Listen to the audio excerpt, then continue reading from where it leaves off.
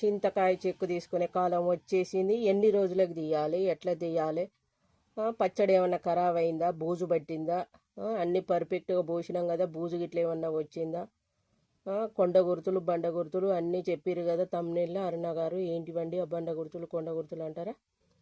చెక్కులు తొక్కలు ఈకలు తోకలు అన్నీ తీసుకొని పచ్చడిని మంచిగా చేసుకున్నా చూడండి. ఓకేనా? అన్నిటికీ పర్ఫెక్ట్గా తీస్తే ఎంత బాగా పచ్చడి వస్తుంది అనేది చూస్తున్నారు కదా మీరు. తీసిన పచ్చడి ఈ చెక్కు ఎన్ని రోజులకి తీయాలి, ఎట్లా తీయాలి, గింజలు మిలమిల అని ఎట్లా మెరిసిపోతాయి, మనం పర్ఫెక్ట్గా అన్నీ సకాలంలో స్పందించి గింజలు తీస్తే ఎట్లా ఉంటాయి అనేది నేను మొత్తం పూర్తిగా ఫుల్ వీడియోలన్నీ చూపిస్తాండి. ఆ కొండ గుర్తులేందో బండ గుర్తులేందో ఈకలు తోకలన్నీ ఎట్లా తీయాలో. ఓకేనా? వీడియోలోకి వెళ్ళిపోదాం. చింతకాయ ఊరిందా ఊరలేదా, చెక్కు తీసే టైం వచ్చిందా, బూజు వచ్చిందా, మంచిగుందా, మన్నానంగా నూరి పెట్టుకున్నా ఎక్కడ పోయింది ఇంకతా అనుకుంటుర్రా. ఈరోజు చెక్కు తీసుకుంటున్నా నేను. 5 రోజుల కానించి చెక్కు తీసుకుంటే మంచిగా వస్తుంది. అయితే చెక్కు మంచిగా పచ్చడి మంచి మనకు ఊరింది, చెక్కు బయటకు వచ్చేటానికి సులువుగా కొన్ని బండ గుర్తులు కొండ గుర్తులు ఉన్నాయి. అవి ఏంటివో చూపిస్తాను నేను.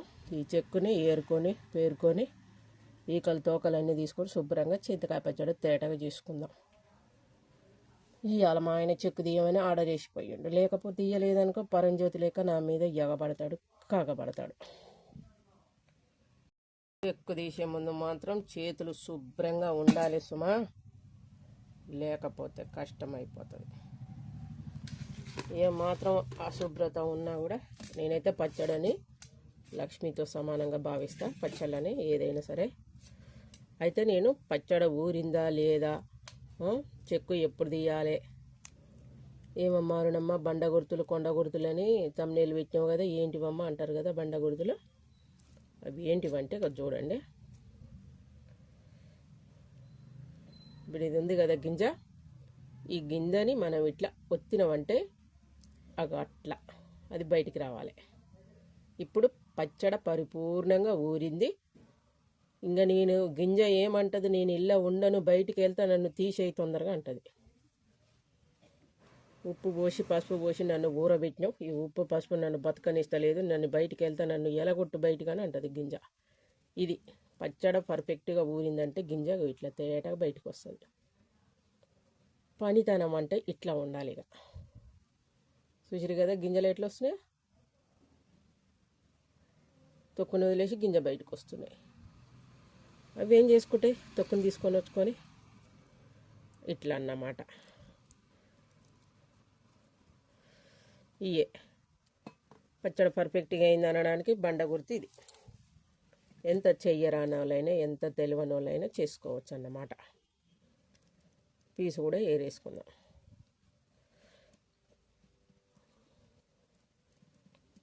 ఏదైనా మనం అందరికి అన్నీ తెలవాలని ఏముండదు. ఎంత తెలిసినా తెలియంది ఎంతో కొంత ఉంటూనే ఉంటుంది, ఎంత పెద్ద మహాజ్ఞానికైనా.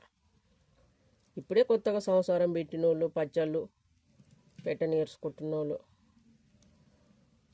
ఎవరికైనా ఇది పచ్చడి ఊరడానికి బండ గుర్తులు అంటే ఇవే. ఇట్లా ఇట్లా ఒత్తితే గింజ బయటికి రావాలి. మీరు మామూలుగా ఉన్నప్పుడు చూడండి, ఒత్తండి, పచ్చడి నూరిన 2వ రోజుకు చూడండి వస్తుందేమో. రాదు. అట్లా ఎట్లా వచ్చిద్ది?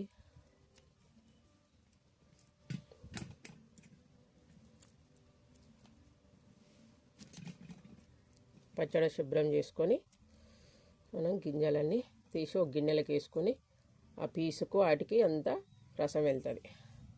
ఆ రసంతో ఏం చేసుకోవాలన్నా కూడా మీకు చెప్తా. ఇష్టమైతే యూజ్ చేసుకోండి, కష్టమైతే పారపోసుకోండి, నష్టమే ఉందాడా? ఏమీ లేదు. ఏదైనంత బలవంతం లేదు, అంతా ఇష్టపూర్తమే. ఈ చెక్కు తీయాలంటే ఎన్ని గంటలు పడుతుందో.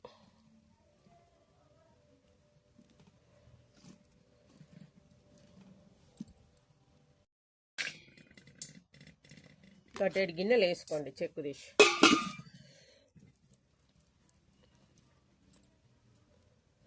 అయితే మెంతులు వేసినా కూడా చూడండి, మెంతులు వేయడం వల్ల చాలా టేస్ట్ వస్తుంది పచ్చడకు.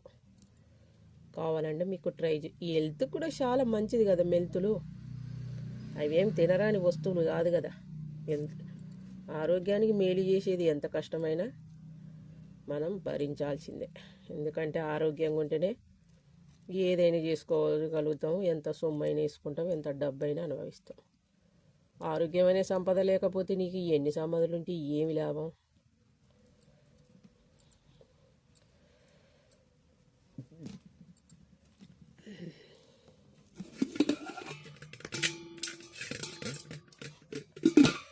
అయితే ఇట్లా ఇట్లా అనుకోవాలి, ఏళ్ళతోని ఇట్లా గుచ్చుకోవాలి.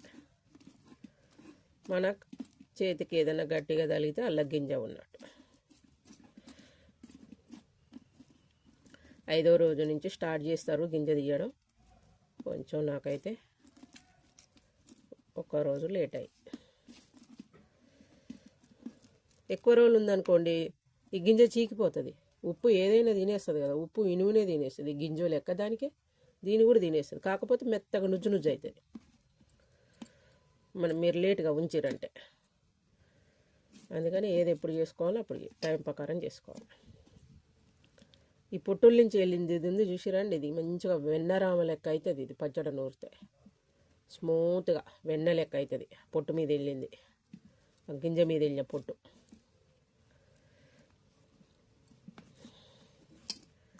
ఇదన్నమాట. మనం ఎంత సంపాదించిన దానికంటే ఎంత ఈగరం చేసుకుందా అనేదే ఉంటుంది. కోర్టు సంపాదించిన ఈగరం లేసే తెలివిలు తేటలు ఉండాలి కదా.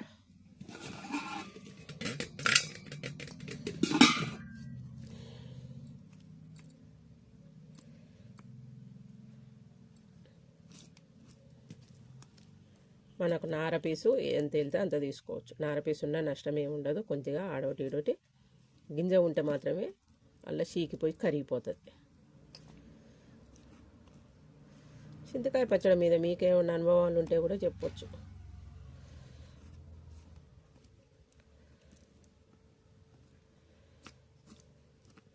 ఇప్పుడిప్పుడే కొత్తగా సంసారం పెడుతున్న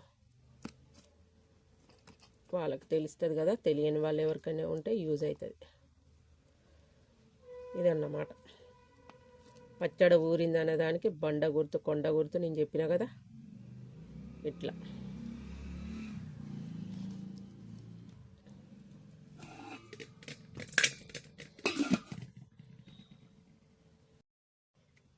ఒక వాయి అయిపోయింది, మరొక వాయి వేసుకుంటున్నాం.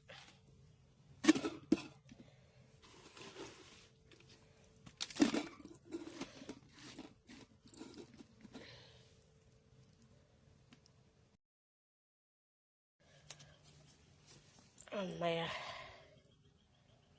అయిపోయింది, మొత్తం తీసేసినాం. ఈ గింజలలో కూడా రసం వెళ్తుంది.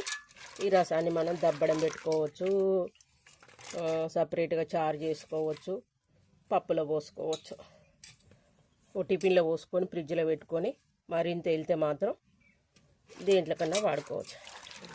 గింజలు చూడండి ఎంత తేటగా ఉన్నాయో. జాకెట్కి వేసి కుట్టి అద్దాల లెక్క చెక్క మెరిసిపోతున్నాయి. చీరలకైనా జాకెట్లకైనా వేసి కుట్టవచ్చు, అంత తేటగా వచ్చినాయి. ఏమన్నా చీకిందా గింజ, నుజ్జు అయిందా, తేటగా ఉన్నాయి చూడండి.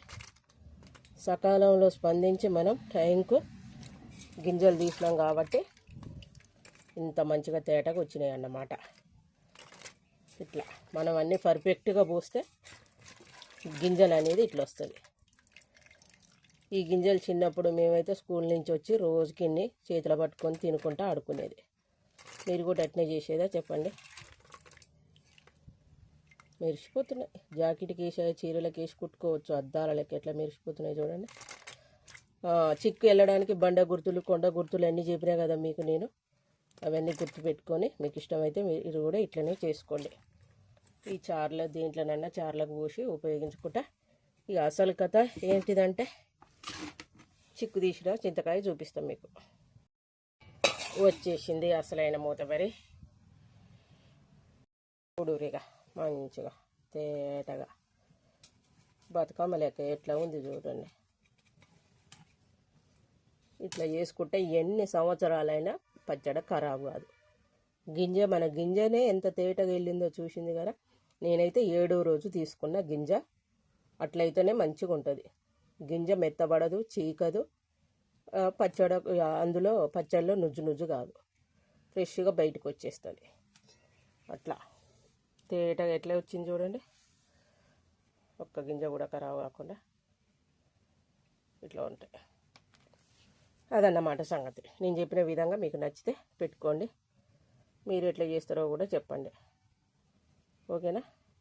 నచ్చితే మాత్రం లైక్ చేయండి. కొత్త వాళ్ళు ఉంటే సబ్స్క్రైబ్ చేసుకోండి. మన అన్ని పాతకాల ట్రెడిషనల్ వంటకాలు, అమ్మమ్మల నాటి ముచ్చట్లు ఎక్కువ ఉంటాయి మన ఛానల్లో. ఓకేనా? నచ్చితే ఎవరైనా కొత్తగా సంసారం చేసే వాళ్ళు, పచ్చడి పెట్టుకునే వాళ్ళకి షేర్ చేయండి. మీరు కూడా నచ్చితే నా విధంగా చేయండి. ఓకేనా అండి? బాయ్ అండి. మరిగా మళ్ళీ పండ్లు ఎన్ని, 1 కేజీ చింతకాయ తొక్కుకు ఎన్ని కేజీల మిరప పండ్లు పోయాలనేది మరొక వీడియోలో చూపిస్తా. మన ఛానల్ని ఫాలో అవుతుంటే మీకు అన్నీ తెలిసిపోతుంటాయి అవే. ఓకేనా? బాయ్ అండి. మరి